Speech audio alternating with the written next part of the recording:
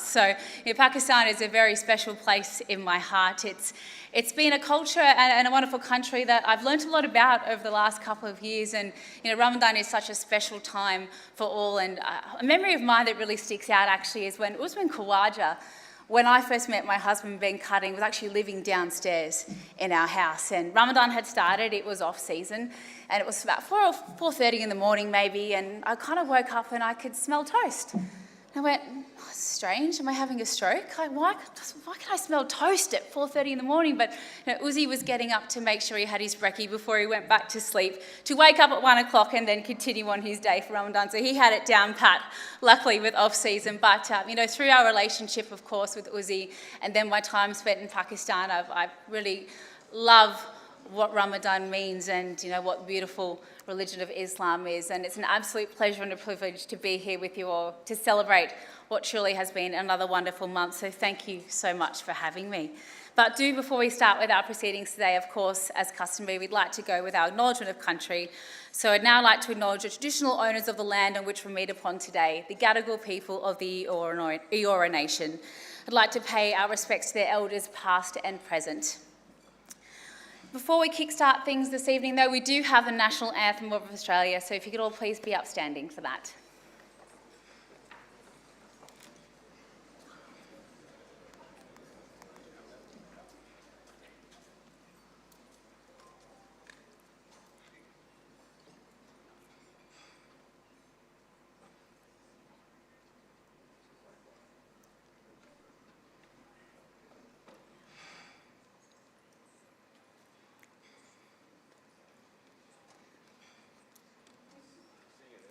Okay, I can sing it.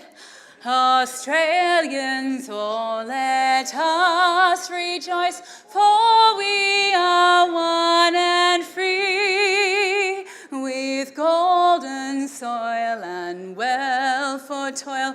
Our home is girt by sea.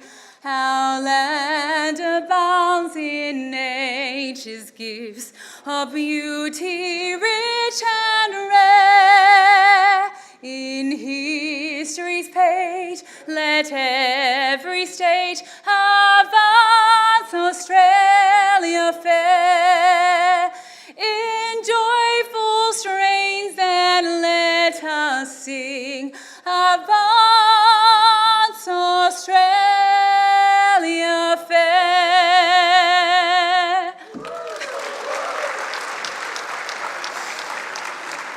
I didn't think I'd be using my conservatorium training for that, but thank goodness, Mum and Dad, you saved us there. Please be seated, everyone.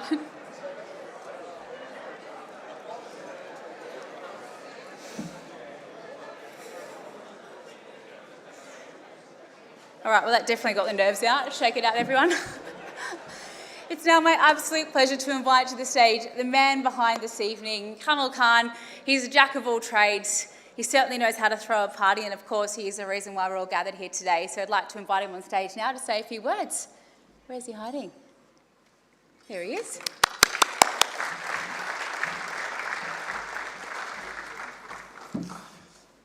Ladies and gentlemen, good evening and assalamu alaikum. Welcome all to the annual Eid Ul Fitr dinner at the SCG. A very legendary poet, Rumi, said, "Whatever you do and wherever you are, be in love." I refer to this for tonight is, we are here at the Divine Sydney Cricket Ground and we are here to listen to two of the all-time greats of our game. So, aren't we in love? We are. I can see so many dignitaries up here, and I'm not going to take anyone's name because we live in a wonderful country where we don't like to make a fuss of anything. So, I welcome everyone tonight, and I hope you have a wonderful night. Thank you, and good evening.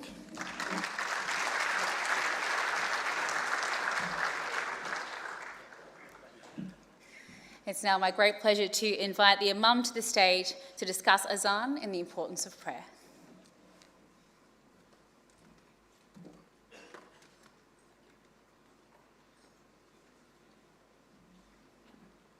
Assalamu alaikum, good evening everyone. I'm Muhammad Harbi, an Imam in Lakemba Mosque, and I'm going to call the Azan tonight, and just a few words about the adhan. The adhan is the call given to announce that the time for prayer. It's recited 5 times daily from mosques all over the world. This to bring Muslims to perform the daily obligatory prayers. The adhan begins with the affirmation. The adhan begins with an affirmation of the greatness of God. Then comes the shahada, which is the profession of faith, believing in Allah as the one true God, and that Muhammad, peace be upon him, is the last and the final messenger of Allah. After that comes the call to the prayer and to success. Thank you for listening. Now I'm calling the adhan. Allahu Akbar, Allahu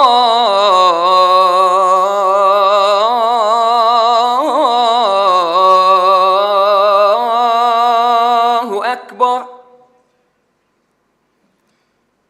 Allahu Akbar,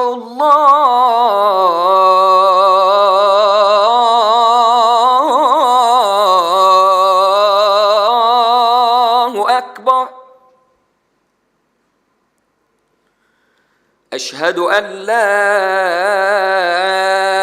إله إلا الله أشهد أن لا إله إلا الله أشهد أن محمد رسول الله أشهد أن محمد رسول الله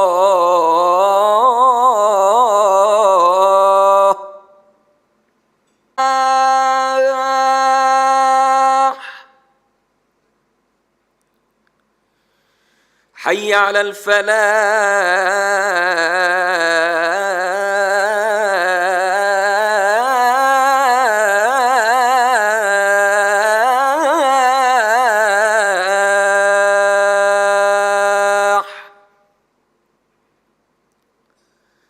الله أكبر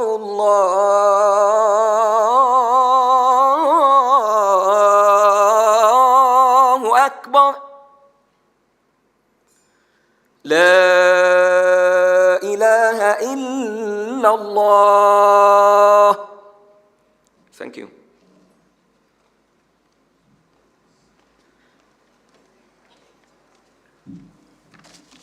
Shukriya, Imam. Right now, we do have a short prayer break available for anyone who would like it. Otherwise, entrees will be served and we'll be back very shortly.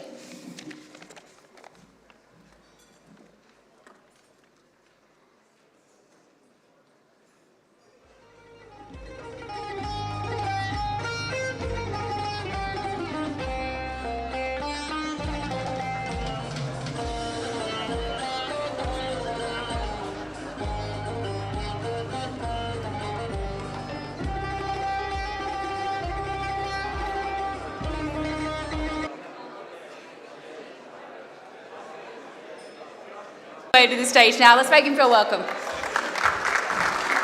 Thanks, Aaron. Just to clarify, SCG Cricket, not SCG Chairman, Gary. So, SCG Cricket Chairman. So, I'd like to welcome you all here tonight. In typical Camille fashion, I've been given at least 5 seconds notice to say a few words. So, I'd just like to, welcome you, but I'd also just like to highlight one particular event which is outlined on your table actually, which Camille Khan played a key role with the SCG Cricket in coordinating this year, and that was the Multicultural Cricket Cup. It was an amazing event. We had 84 cricket teams participate, with the finalists playing at the SCG in February, and it was an amazing event, as I say. It brought cultures together from all over the world. Something like 24 different countries were represented. and it's growing from strength to strength. So if you get the opportunity just to have a little read about that, we're really excited about where that can go in the future. So thanks, Camille. Thank you, everyone, for coming tonight, and thanks for hearing me out. Thank you. Thanks.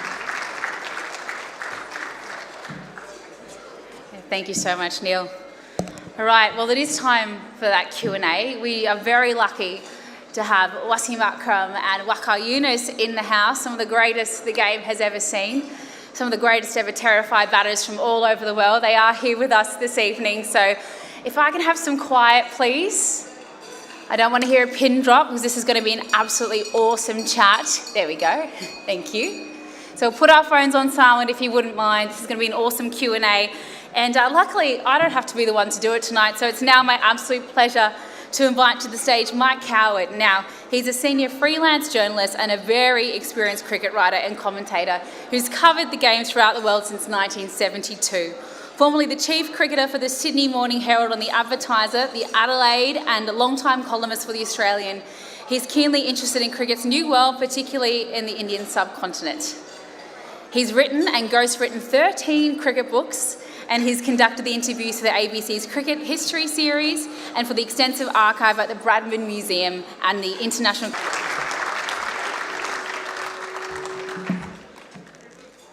Thank you, Aaron, and good evening, ladies and gentlemen.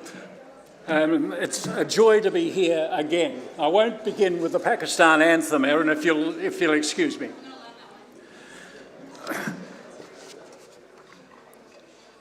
In the 1950s belonged to the three W's. If that was the case, the 1990s was the preserve of the two W's from Pakistan, the incomparable fast bowlers Wasim Akram and Waqar Yunus. And what a joy it is to have them with us tonight. Together, again, they revive memories of their brilliant careers and to reflect on a partnership that began against India at the National Stadium in Karachi 34 years ago. The passage of time cannot dim the extraordinary achievements of these fine men, who each had the distinction of captaining their country, Wasim in 25 tests and Waqar in 17.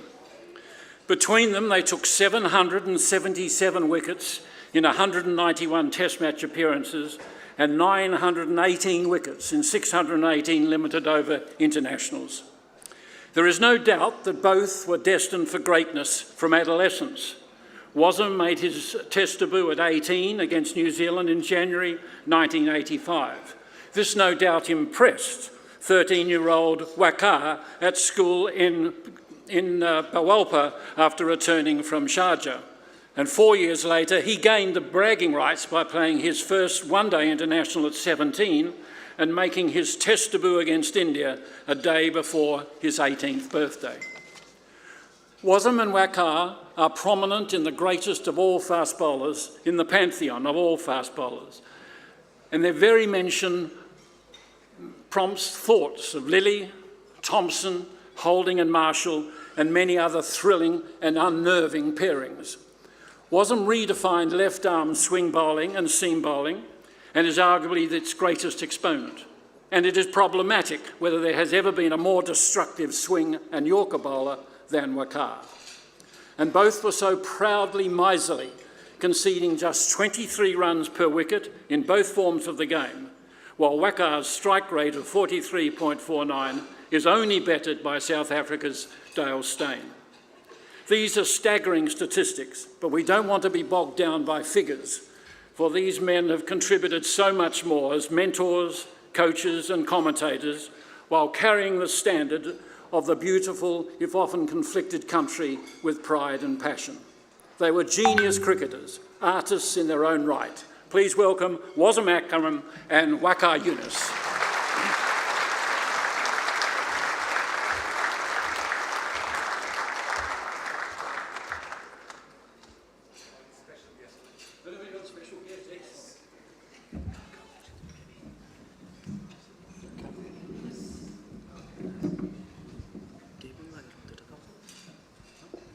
Oh, the young one in position, Australian-born. Wasim, the Australian-born one. Yes. Yeah. Ayla Akram. Ayla Akram. How old are you now, Ayla?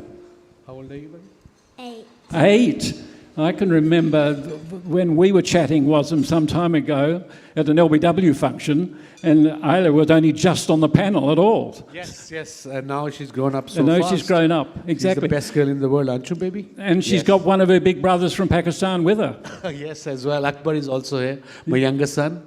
And the elder one is in America, just finished his master's. Yeah, it's great to have, and you've got your girls here. Waqar, I had a sighting of your vivacious daughters. Couple of them, yeah. I'm just missing the third one. My wife's gone to Pakistan, Right. and my son is in Pakistan right now. He's studying there, so they're both gone. So I'm sort of babysitting at the moment. I bet you're doing an admirable job. What I want to do, firstly, it's wonderful to have you both together. It's a rare privilege to have the two of you together. And I thought I want to look at the essence of this partnership. I mean, it's one of the great partnerships of all time. And did it just happen by osmosis? Was it an unconscious gathering, or was it really quite calculated? Yeah, a conscious construct of you coming together as a partnership. How much did you share with each other? I think we shared quite a bit on and off the field. We were good friends as well when we played cricket, and obviously our mentor, the great Imran Khan, taught us how to get wickets. We were like rivals as well on the field, but in a positive way. I can give you an example. For instance, if Waqar got 5 wickets in an innings, and I wanted to get 5 in the second innings, instead of thinking why he got wickets. Vice versa, Waqar thought exactly the same way. So I think that worked for us, that worked for Pakistan too. Positive thinking were there. Did you talk, sort of examine the deficiencies of the batsmen you were going to confront? You would talk about it with each other? This is where they're most vulnerable, this is what you can do, this is where we're striving? Look, when I sort of arrived at the international level, Wasim was already sort of established. He played already sort of 2 or 3 seasons into the international cricket, so he had more exposure, and I was sort of just getting into it, and we had other bowlers also to sort of match us. But we all know that how great he was and what he has achieved, what he has done. I've learned over the years from him a lot, it all started sort of after '92 World Cup, I would say, because we both came on the tour, and I got injured and I had to go back, and because I couldn't play that World Cup, we won the test match, and then I came back, and '92 England series was a massive series to sort of, and we build on that. I think that was sort of a turning point, and from there on, from '92 to 2003 till the time we sort of retired, we hardly missed a game, and we complemented each other on the way, and as you asked me about, what we used to talk on the field. The best thing about us was when Wasim was bowling, I used to stand at mid-off. Normally, you will probably see the faster bowlers, they want to be on the fine leg. But not in our case. It was more of, helping each other, standing at mid-off or mid-on, because so many times it was like, I wanted to do something, but he stopped me. He says, no, you're not doing that. Do this. And I got wickets by what he said. So that confidence and that sort of belief and that partnership built in a way that, we help each other a lot on the way, and also, get our own personal success, and also, of course, for the country. We had some very funny incidents as well on the field. I remember, if Vicky remembers it, we discussed it last year. There was a game against Australia in Kenya. It was a 4-nation tournament in Nairobi. And the great big man, Matthew Hayden, 6'6", he was batting on 140 odd or something. And Waqar was bowling the last over, maybe the second last over. So, and the straight boundary was very small, about 60 meters. So I was at mid-on. So Waqar run-up was very long. I mean, he was one of the best of all time. So he gave me a shot. He said, what do you think if I ball an off break, a slow ball? I said, there was a cricket ground, and next to it there was another cricket ground. I said, have you seen that cricket ground? He said, yes. I said, that ball will go there. And then he looked at me and said, you don't give me any confidence. I'm going to bowl the off break. So he ran in, ball the off break, and ball went straight away to the next ground. So we had a good laugh afterwards. There's a little bit more to it. A little bit more to it. We're not being defensive here, are we? They always say, listen to your elders, and I didn't. I clearly, that's what happened. And because Matthew Hayden was playing so well, so it was kind of a survival mode that what we need to do. And I was thinking the slow delivery would have been okay to bowl at the time. But he was just saying, no, don't do that, don't do that. But I didn't listen. And then Matthew Hayden, as you know, such a big man, as Wasimbai mentioned, and he just walked in and he hit me over that mid-wicket region. Over the trees. Over the trees. And I don't know, next ground or a ground after, I don't know. The ball didn't come back, let's put it that way. And he hit it, and in my follow-through, because I had a long run up and my follow-through was almost to the batsman also. So I walked up to him, and he didn't look up. He just hit me, and he just kept looking down. And he just went, go and fetch it, mate.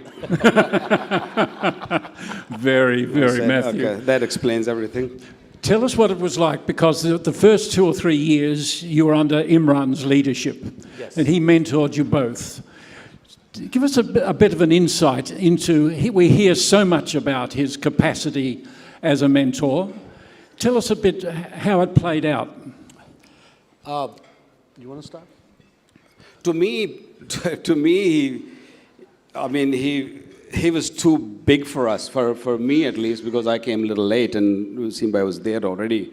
And they were very close to each other. And for me, it was like playing with someone who I always, sort of looked up to, and also sort of, thought, that's what you want to be in Pakistan as a child. Everyone used to think that way.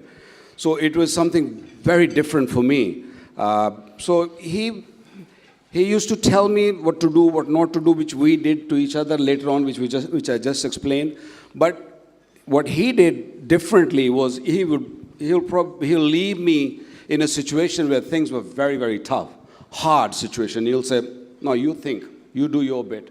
And if it comes good, that's confidence. But if it comes bad, that's when he puts his arm around me and really encouraged me, so, okay, it's fine.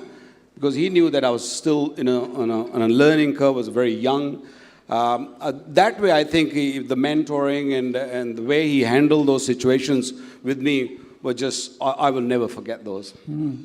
Was it much the same for you? I mean, he really influenced, he has a huge influence on me on and off the field. As a young kid, I came into Pakistan team when I was 17 years old. My first tour was New Zealand. I remember after New Zealand, when I was traveling, we traveled back. I got 10 wickets in my second test match. We lost the game though. So we arrived at the New South Wales in Sydney to go to Melbourne because the mini World Cup in '85. Mm-hmm. And Imran was meant to join us at the airport because he was playing for New South Wales coming out of his injury. And then from there, he just took my name. And I was in awe. I had his posters in my room. I had his, Javed Miandad, Zahir Abbas's posters in my room. And that guy was my hero, and he remembered my name. He said, Wasim, you bowled well. I mean, not like this, but he said, well, Wasim, you bowled really well. So that gave me a lot of confidence as a young kid. And since then, he started liking me. He took me under his wing, and on tours, he used to tell me, let's go to party. And all the senior players used to get very upset, like Javed Miandad, Mudassar Nazar, Zahir Abbas. Why is calling you? I said, I don't know. Go figure, go ask him. So, and then on the field, simple principles. Work hard, never be satisfied with your performance. If you perform today, tomorrow, it's history. And you think, plan the present, plan the future, forget what you did yesterday, enjoy your success in your day, and then move on. Mm-hmm. Work harder, bowl long spells in nets, run every day, five laps, 10 sprints, bowl a couple of hours in nets, and that's what exactly we did. He was a massive influence, not just on us, the whole cricket team, and of course now he's a huge influence on the whole country. And on that point, do you fear for him? Do you fear for his safety, given the contentious issues? I mean, do you worry about his welfare? We all do. I suppose every Pakistani does, living abroad or living in Pakistan. But he's adamant. He's Imran. And people, whoever may be I don't talk on politics as much on social media. and people have a go at me. But again, my feeling, everybody knows, every Pakistani in Pakistan living abroad, fear for him. But he said, I will fight till my last breath. That was Imran Khan while playing cricket, and that's Imran Khan now. And I spoke to him, I'm in regular in touch with him, I don't talk politics, but after he got shot, he said, I'll be back soon, and now he's walking, and he's back. And I did ask this question to the great man, to Imran Bhai, about 22 years ago when he came into politics. Generally, I said, why politics? He said, look, I can live my life, I've done well. I can live my life, but I want to do something for Pakistani people. Yeah. I want to know the first time you saw each other bowl. You were 13 when Woz made his test debut. Were you conscious of him before he made his test debut? I think let's leave the ages out. 2 up and down is okay. Can you recall as a boy seeing him? Yeah, I do, because when I played my first class cricket, and as I said, Wasim Bhai was already established, so it was something very special. I mean, a left-arm fast bowler, not many left-arm fast bowlers in Pakistan, maybe one or Azim Hafiz, and I can't think of any other left-arm fast bowler. And the way he used to swing the ball, and he used to have long run-up in the beginning, and he very quickly realized that he doesn't need that, which really did good to him, because he prolonged his career, because fantastic career, and the way what he has achieved, and it's just you ask anybody in this arena that when they make the World Cup team or a world team from back 200 years or whatever, they'll put his name first. They'll put his name right in the writing first. Yeah. There you go. You don't get sensitive to that? You'd like to be considered as well? I don't mind. I don't mind. But I know there are so many right-arm fast bowlers, and the way he used to swing the ball, and especially in a one-day cricket, match winner at the end. Yeah, I know. No issues. We knew it. When there are like 50 runs even needed in the last 5 overs, we knew that he's going to come in and he's just going to wrap things up. In terms of your old ball skills were astonishing too, Wasim. Extraordinary. To such an extent that at times you had to really retrain yourself with a new ball. I mean, it was astonishing, wasn't it? Yeah, I think in the beginning, he did as well. Our concentration, especially early 90s, 92, 93, were on the, semi-new ball after 30, 40 overs in Test cricket. And then eventually we both realized we really have to work hard with the new ball as well to swing it in the right length. And I think that's where the county cricket also helped a lot. I mean, I played for Lancashire, he played for Surrey, Glamorgan, and Warwickshire, and that helped. We played a lot of first-class cricket for these counties. And obviously, nowadays, mindset have changed. I'm all for sports science and all, but now young bowler comes up to me and says, I'm going to bowl 18 deliveries. I tell him, go back to your room and rest. 18 deliveries will just to take you to warm up, and then you start bowling. So the mindset have changed of the present cricketers nowadays, in my opinion. It's easy, isn't it? It's easy because of the T20 cricket. That's what they all believe, that, just play T20 cricket. It's financially wise to play T20 cricket, and nobody wants to be a test fast bowler, which I feel that it's shame, because test match cricket is a real cricket. I mean, there'll be very few, Vicky, in Pakistan cricket right now. We have very young crop of fast bowlers, very talented. From Shaheen Shah Afridi to Naseem Shah to Haris Rauf and couple more. Ahsanullah, young boy, came up 150 kilometers. But I doubt they'll play 80 to 100 test matches because of T20 mindset. This is going to bring us to the big issues that the game is confronting now. I mean, both of you respected test match cricket, its history and its values. Yes. You were taught by Imran particularly. And now we're seeing those traditions and values diminished. How concerned are you I mean, the other day when you see the situation that a player might have to go to his franchise to ask permission to play for his country. Yeah. I mean, you can't get, our age group can't get their head around it. Yeah. How have you reacted? It's mind-boggling, Mike. Again, all the youngsters who come up to me or to Vakar, especially in the leagues cricket, we commentate, we coach. I tell them, look, if you're a good cricketer, but again, be remembered as one of the greats of the game. That should be the mindset of any young cricketer. And that's interesting, Wakar, isn't it? Because as popular as the short forms have become, players are still judged by their peers and by the critics by their capabilities as test match cricketers. That's how you're judged. I hope that will not change. That's what I'm hoping, that, people like you who write about test match cricket, who talks about test match cricket, they stay. They don't just sort of also get involved in T20 cricket and just, I'm, as Wasim said, we all for T20 cricket. T20 is fun. It's just everyone loves it. It's 3 hours, go home, things are done. And it's easy on players also. But I am honestly really surprised by what I'm hearing and what I'm seeing right now. Guys, not playing for their country and giving preference to these leagues and all that, because you die for your country. You want to play for your country. It doesn't matter if it's T20 cricket or one-day cricket. When you wear your colors, I think there's no better feeling than that. And deep down, I knew that this is going to happen one day, because once there are like 3 or 4 different leagues come up and the money start rolling, there's so much finances involved. It's sad. It is really, really sad, because you don't want Test match cricket to die. You don't want even one-day cricket to suffer.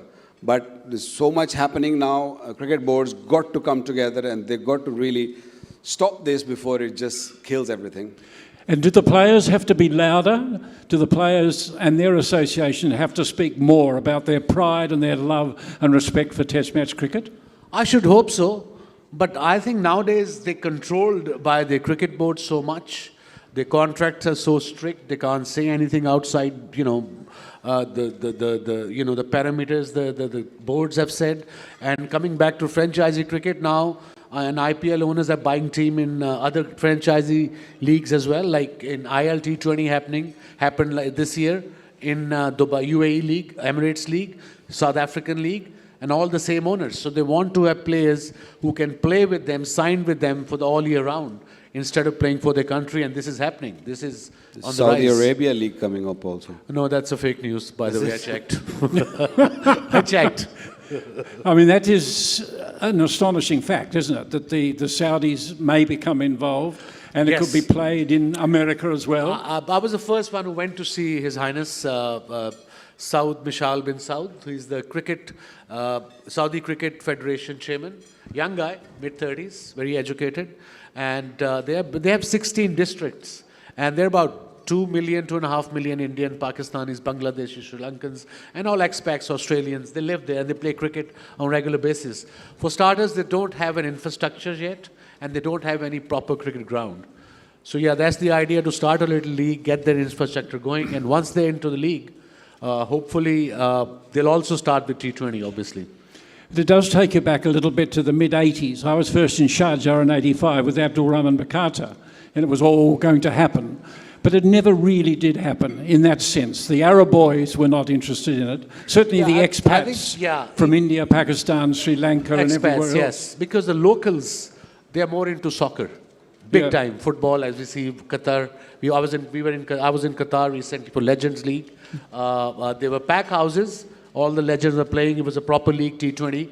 And half of the legends got picked up on the ambulances afterwards. But, all the expats were there. So they have to probably invest, Saudis probably have to invest in school cricket and then start off from there eventually. It'll take time, but they're on the right track. Yeah, that's fascinating, isn't it? Now, you will be aware that Australia is being led by a fast bowler these days. Yes, Pat Cummins, yeah. for so many years, there's been that attitude that the fast bowlers shouldn't lead. Both of you led and led with distinction. Yeah. It's a bit like the same with the wicket keepers. Yeah. And then suddenly, we had Gilchrist in control and others in control. Why has there been this set attitude that the fast bowlers can't lead?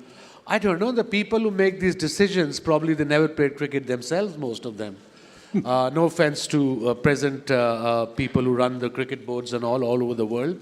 So, fast bowlers can judge a lot more, in my opinion, of his bowlers than the batters. The batsmen, nowadays we call them batters, as you know, not batsmen. Yeah. So the batsman, captain, won't be able to tell, unless he's an experienced guy like one of the greats, Alan Border or Imran Khan or Javed Miandad, that, okay, this guy can only bowl 7-over spell. If you give him the 8th over, he might be finished for the whole day. As a fast bowler, we know that this bowler can only bowl 4-over spell, make him rest and then bring him back after 40 minutes or something. So that's why fast bowlers, in my opinion, can be very good captains. And we've seen in Pat Cummins, he's improving day by day as a skipper. What did you think, Waqar? One thing I often wondered, though, did it affect either of you, your bowling and the relationship with each other on the ground when one was in charge? Look, I think it's all about taking responsibility, and does not really matter if you're a batter or a bowler or whoever, wicketkeeper. I think whoever can take the responsibility and who you feel is a good leader, which I really feel that Pat Cummins is a good leader. He's shown it just recently in Pakistan, winning a series there, which was very, very tough. I was there. So I don't see anything wrong with that. I mean, the track record is right in front of you, both of us who achieved decent milestones in our career. So I do not understand. I mean, it's a myth. I don't know. People feel that the bowlers can't be. I totally disagree. I said it last time also. Yeah, coming back to your question, Mikey, like you said, under each other captaincy, we gave 100%, but I got upset with him once in '98 when he was captain in Sri Lanka. I think it was Champions Trophy, wasn't it? Yeah, he started practicing at 6 in the morning. And I used to come back at 4 in the morning. That was the only problem I had with him as a captain. I knew Imran taught you well, but that's ridiculous.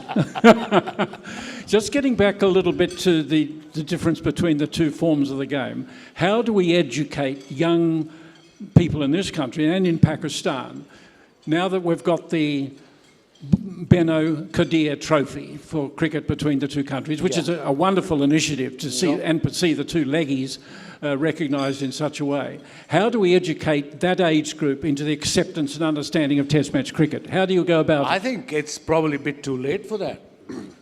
Every youngster you ask, doesn't matter he's Australian or Pakistani or Indian or from England or from West Indies, they just want to play T20 cricket.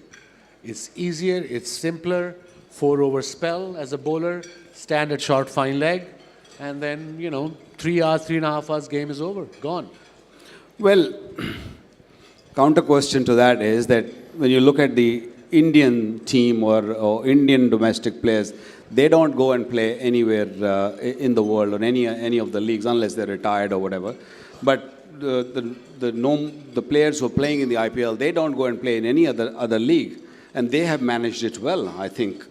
I think the cricket board's got to really step up and probably inject more money into Test match cricket, and the cricket board's got to really be strong and make Grassroots cricket too? Yeah, grassroots cricket everywhere. I mean, if I'm a cricketer and Wasimba is going and playing in a bigger league, making lots of money, I will be, thinking that why am I not making? So I feel that to save Test match cricket, cricket board's got to really inject more money in marketing the game also, and also in sort of financially helping the kids, so they just come back to Test match. And I think ICC also should look into to do something exciting with one-day cricket, Peter. It's just too long now. Even as a commentator, I'm used to T20 format. As a commentator, 4 hours, game is over, you're home. But one-day cricket... That's the problem. Seriously, one-day cricket, the first 10 overs are exciting.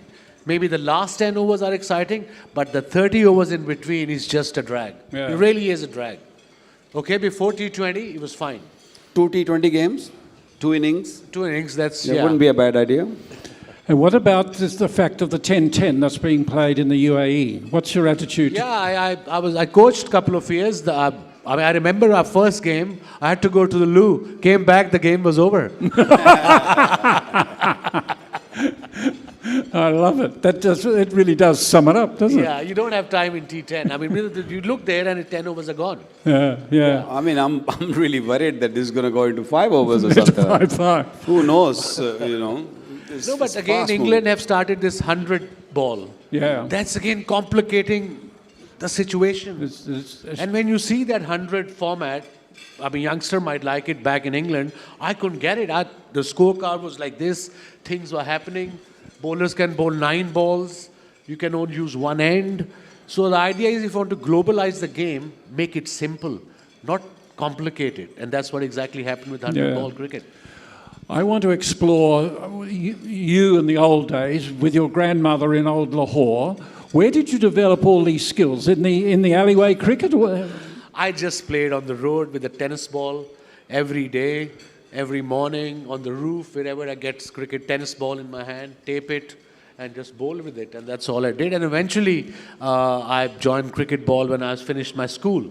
And I started my club and started bowling there all day. I used to go there at 2 o'clock, help to put the net up. I was a junior player. And there were 12 clubs next to each other, hundreds and hundred kids practicing in the same ground. And the balls were coming all over the place. I used to take a ball at 2:30 and leave at about 5:30. Every day I did that for months and months. Fantastic. And Waqar, your early days when you were throwing the javelin and you were a very strong boy, did that help with the development? Yeah, big time. Especially with my style of bowling or my action. I think if you look at a javelin thrower and look at my action, it gets very side on and big stride and weight shifting and all the energy going into the fingers. Javelin definitely helped me. But it was again what Wasim bhai just said is just playing in all these gullies in your village or in your small town, and that's how we grew up. I know I talk about javelin throws and all that, but I didn't know that then. But it just helped me a lot in developing that my action, and although it was all God gifted, it was just very natural way of coming. But it helped me once I knew what my body requires.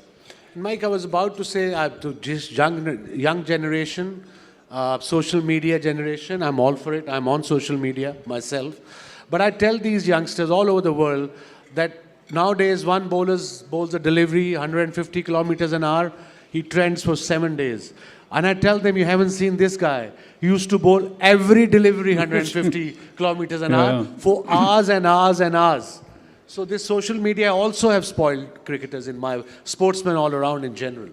It was interesting earlier that you mentioned Matthew Hayden because he had visualization techniques. And I reckon you were the first player that I can remember that had a visualization technique. I used to visualize night before, 5 minutes. He used to visualize on the pitch in the morning, if you remember. He used to come without his shoes and focus for a couple of minutes. Yeah. Was this from your first wife, Huma? Late wife, Huma, yeah. She said, just relax for a couple of minutes before you go to bed. Think what you want to do tomorrow and make sure, and when you think, no noise around you, focus, and most of the time it will happen. And it happened quite a few times, whatever I thought. Was your preparation similar, Waqar? No, nothing like that. Did he not try to hypnotize? Nothing like that. He didn't try to hypnotize you? Eat a lot and make sure that my body is hydrated before I get into the game. But because I used to get lots of cramps. He never had that problem. It was all shoulder. It was just easy. Few steps, boom, 145, 150. I used to run from far, and I had to do it, so I had no other choice. So my preparation was a little bit different. Our era fast bowlers, your knees are fine. Yeah, knees are good. I just met Stewie, his knees are gone. And all the bowlers of our era, their knees are gone. My knees are fine so far because I probably never had a jump. I never jumped. I ran about for 17 steps. Find out what they've been up to then. Just before we finish, how deep is your concern about the way the game's evolving? What are the priorities you see need to be addressed? I think, in my opinion, the Test cricket is the ultimate cricket. It's the long race. T20 is okay for entertainment, for maybe money or, financials for the boards, for the sponsors. But for we, every nation should teach youngsters to concentrate on longer version of the game. Starts from scratch, and I want Test cricket to be the ultimate cricket because that's what cricket is all about. Wakar? Look, it's a big race now. I mean, every country's got their league now. And ICC has given the permission. They all look for the windows, and players are coming back, coming in, coming out, playing all sorts of T20 cricket all around the world. Even Test match cricketers, they don't want to be part of a Test team. They want to just go and play T20 cricket. So that's my worry, to be very honest, that, where this cricket is going to go in the next maybe 15, 20 years. I hope, the ICC and the other cricket board, they sit down and talk about it. Maybe have a world league, maybe one or two world leagues, rather than having all these leagues and players are traveling a lot. And the cricket which is suffering is Test match cricket. So to prevent that, to survive in Test match cricket, they have to really come out with a plan. Otherwise, down the line, maybe 10, 15 years or 20 years, we all be suffering as we all be players flying and playing T20 cricket only. And given the amount of money circulating in the game now, particularly through the franchises, hasn't the game got a greater responsibility, moral responsibility beyond the boundary? I agree, 100%. That should money go into grassroots cricket as well. Certain percentage of that money, everywhere in the league cricket, they should give certain percentage cricket money to the cricket boards, and they should invest into grassroots cricket, in my opinion. But that won't happen. We have a little bit of quiet at the back there at Straight Hit, please. And not that you would ever had a straight hit, but it did exist, that placement. Not that you would be aware of it. You didn't require it. But what about social responsibility? I mean, particularly, I've often said that it is a game of the developing world played by a handful of first world countries. Hasn't the game got a greater social responsibility as well beyond the boundary? There's so much money circulating. So much money, and associate countries, you look at Papua New Guinea, Nepal, Kuwait, all these countries, they very rarely played against each other. They only play either before the World Cup or just to qualify, and that's it. So ICC should be investing a lot of money into this associate countries as well. And that's not happening. They don't have systems. They only play T20, these associate countries. They don't have their own systems as well. And that's where I think focus should be. I think, it's all about looking after the grassroots cricket. That's how you're going to develop the teams. Otherwise, all these other teams who are not playing at the top level, or maybe the top 12 teams, I would say 8, but okay, let's add another 3 or 4. But they have to really look after the system. The 4-day cricket's got to stay alive, or maybe 3-day cricket got to stay alive in those countries, to just sort of get those players developed and be strong enough to play at the top level, but we don't see that. That's where the problem is. And just finally, does an event like tonight suggest that there is greater cultural awareness and greater inclusiveness in the game, that the different countries, players from different countries, are learning more about each other? Are we in a better place? When I was coming from the hotel to here, I was talking to my wife and I said, look, 25 years ago in England, in Australia, nobody knew our culture. And it's really great to see that Australia, England, the cricketing world we travel to, they're getting to know our culture, our religion, our food. And I would like to congratulate Kamil, SCG, the sports minister Steve is here as well. To him that, it's incredible to see at the historic SCG ground celebrating Eid with all, our community. That's incredible. Do you feel it too, Wakar? Look, that's a big change I've seen in the last, because I've been living here for last good, 15, 18 years now. I've seen big change in cricket, as well as cricketers playing at the lower level, also playing first-class cricket. There are a lot of other nationalities cricketers. They're also playing. They're mingling well. They are they're accepting each other, which I think is very, very important and key. And an event like this is just amazing. And I think Kamil has done a wonderful job, and keep doing. That's what I would say, because it's a massive achievement. Bringing everyone together and putting such kind of show. England was always there, because in England you'll see different cultures from the back in the 60s, 70s. Yeah. You've seen all of that, but in Australia it was not the case, and I think that bringing everyone together is a big deal, and I'm really happy for Kamil and for everyone here. Yeah, I agreed also that Kamil deserves great commendation for his philanthropy as well. Absolutely. But you do have to chat with him about it's time to stop trying to bowl fast. Yeah, somebody has to tell him he's almost 50. The body's just about gone. Just take it easy, buddy. Yes, come off a shorter run. He actually pushes me also to come and bowl in the nets. I completely refuse him. Just said no. I just put my hand up and said, I "Thank bowled you." last year. I played a charity game in England. I bowled about 3 overs. I couldn't move for 3 weeks. I had pain behind my ears. I thought there was no muscle there, but there was apparently. Well, there's a leg spinner down here who tried to play a couple of weeks Mr. ago. McGill. He got into his seventh ball, I think, when he was shot. The knees were shot, the hamstring was shot, all was shot.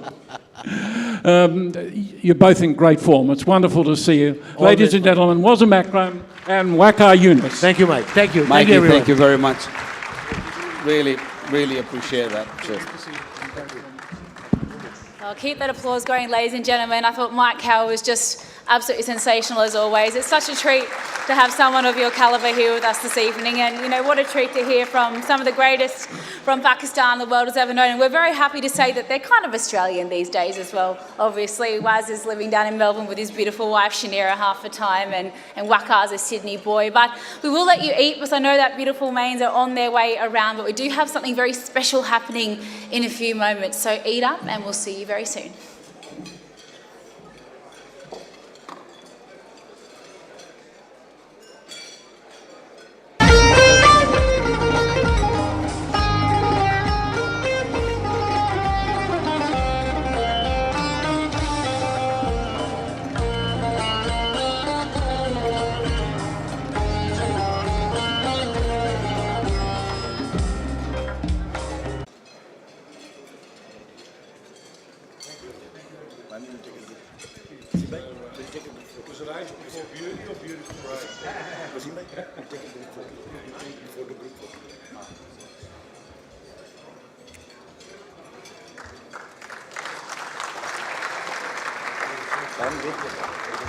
One picture, Vicky. One picture.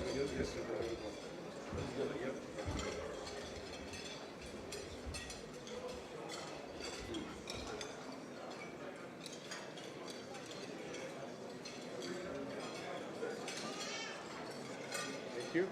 Lovely. Thanks very much. Nice meeting you. It's a pleasure. Absolutely. Thank you. Thank you very much. Catch up soon. And then the sponsors. And then what else do we do? No, then what else do we do?